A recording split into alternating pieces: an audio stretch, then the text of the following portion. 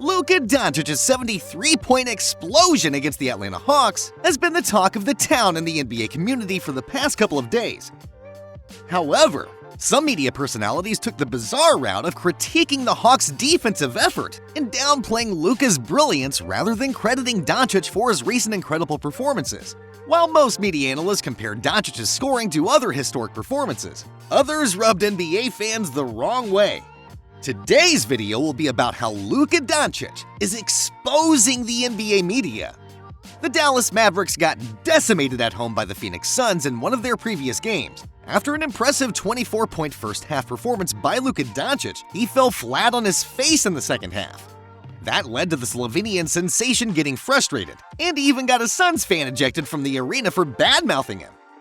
However, former Boston Celtics veteran Kendrick Perkins happily claimed Luka's fan interaction was merely a distraction, and he slapped the Dallas Mavericks superstar with a harsh reality about Devin Booker and the humiliating loss. D-Book. And so D-Book walked into his house, didn't knock on the door, didn't take off his shoes, went sat on his couch, turned on his TV, watched what he wanted to watch, and he ordered a 46-piece wing dinner from Buffalo Wild Wings. And you know the killer part about it? What? You know what he did? He used Luka's credit card. Many expected the Mavs to come out with an easy win over the Suns, but Devin Booker and co. came with a vengeance in the second half and turned the game around. Booker scored 30 points in the second half and blew the Mavs out 132-109. Devin Booker has a 10-3 winning record against Luka Doncic in his career, but will always be haunted by his worst performance against the Dallas superstar. Then, Luka's 73-point explosion happened. And this is what Stephen A. Smith said. Let's not go overboard with this. The fans want this? No, the league wanted it. The league wanted it. They say it's because of the fans. Don't get me wrong. I'm saying the fans don't want guys getting mugged and no fouls getting called. Right, okay. But the fans didn't want what we saw last night in Atlanta. Did you see that? Are you sure? I mean, that was a layup. That was just, listen, that was a It was like the All-Star game. The Atlanta Hawks, no wonder why y'all stink. Did you see how they played defense last night? Smith had quite a different take when Philadelphia 76ers superstar Joel Embiid scored 70 points against the San Antonio Spurs the week before. The message that Joel Embiid sent to the rest of the league is that this brother is phenomenal, arguably the best big man in the game. Obviously, Jokic warrants our consideration. The message he sent is he is going for the championship and not messing around. He's already got the league MVP. I think that's the message he's trying to send. Fans were furious with Smith's difference in attitude towards two similar performances. It was baffling, considering the Spurs have the worst record in the Western Conference, while the Hawks are in a play-in spot. Many fans accused the analyst of being racist. They seem to claim that Smith is downplaying Doncic's performance because he's white. Fans dismiss Smith's bizarre take on Doncic's stellar outing as asinine. However, it's not the first time the analyst has downplayed the Dallas Mavericks star's ability.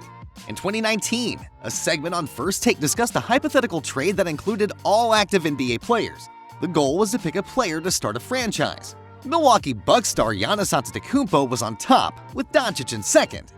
Smith bizarrely claimed Doncic was only in the top 15 in this hypothetical trade because he was European. The analyst didn't seem too fond of the Mavericks guard back then as well.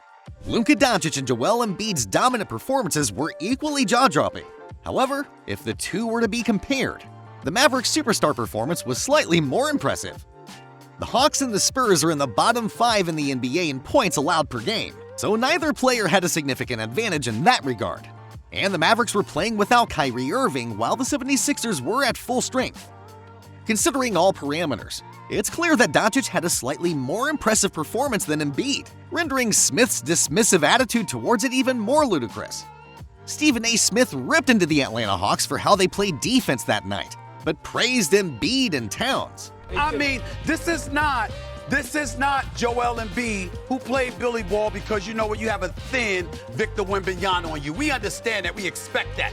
This is not a situation where Karl Anthony Towns dropped 58 in the first 3 quarters and then disappeared. It was an APB out for him in the 4th quarter and all of this other stuff. But the 58 points he scored in those first 3 quarters, a lot of those points, he was being challenged. This is not that.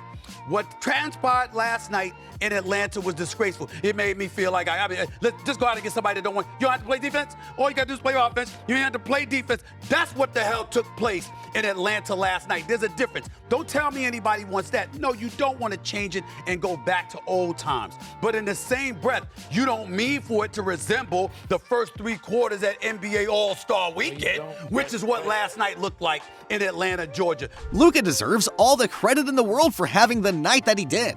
It was one of the best scoring nights in NBA history and should be celebrated. For as much as it should be celebrated, though, the Hawks should be ridiculed. This is how the Hawks have been playing all season. They don't get back in transition defense. They don't do much at the point of attack. And for lack of a better term, the effort is just severely lacking at all times. That night, it just resulted in one of the best players in the NBA getting 73 points. Celtics legend Paul Pierce had some strong opinions following the prolific scoring night. Damn, I miss defense in the NBA. Pierce, whose career high was 50 points, clearly thinks today's NBA is lacking the defense of his day, though many NBA players in the league today would argue it's gotten better over the years. Regardless, there's no denying Doncic and Booker had a pair of magical performances. While Pierce longs for the days of strong defense, fans likely aren't complaining about the huge offensive week the NBA had. In this wake, Kevin Garnett recently expressed his belief that someone is going to get 100 points soon.